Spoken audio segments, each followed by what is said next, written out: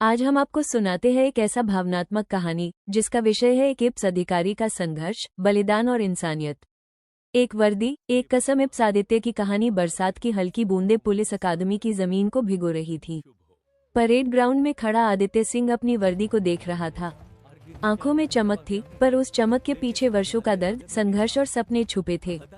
आज वो आधिकारिक तौर पर इप्स अधिकारी बन चुका था, लेकिन इस मुकाम तक पहुंचने की कहानी आसान नहीं थी। आदित्य एक छोटे से गांव में पैदा हुआ था। मिट्टी का घर, टपकती छत और माँ बाप की आंखों में हमेशा चिंता।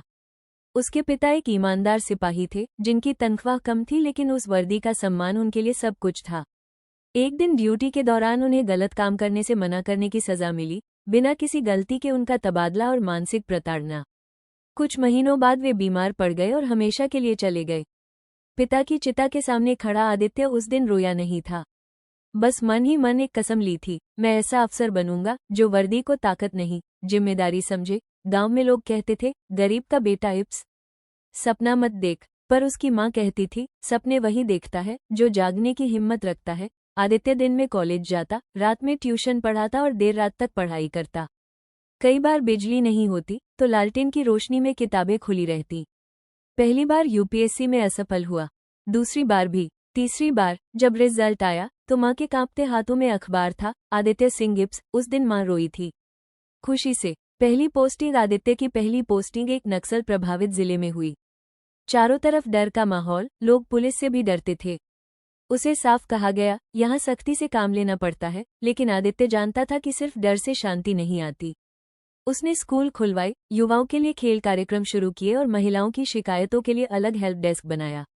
धीरे धीरे लोग भरोसा करने लगे। एक दिन एक बूढ़ी औरत थाने आई, आंखों में आंसू थे। साहब, मेरा बेटा गलत संगत में फंस गया है, उसे बचा लो। आदित्य ने कानून के साथ साथ इंसानियत का रास्ता चुना। काउंसलिंग करवाई, रोजगार से जोड़ा। कुछ महीनों बाद वही लड़का पुलिस भर्ती की तैयारी करता दिखा।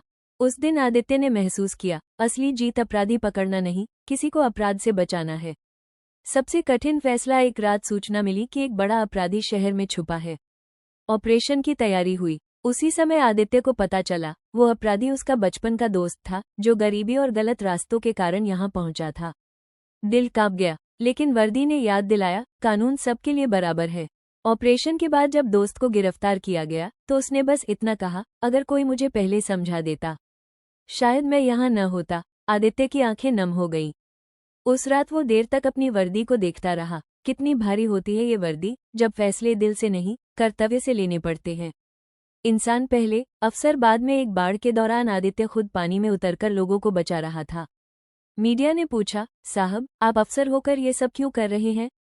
आदित्य मुस्कुराया, क्योंकि वर्दी मुझे इंसान होना भूलने की इजाजत नहीं देती। अंत नहीं, शुरुआत। आज भी आदित्य सिंह कई युवाओं के लिए प्रेरणा है। वो कहता है, इप्स बनना मंजिल नहीं, जिम्मेदारी की शुरुआत है। उसकी कहानी हमें सिखाती है कि सच्ची ताकत पद में नहीं, नीयत में होती है। और असली हीरो वही है जो सिस्टम के अंदर रहकर इंसानियत जिंदा रखे।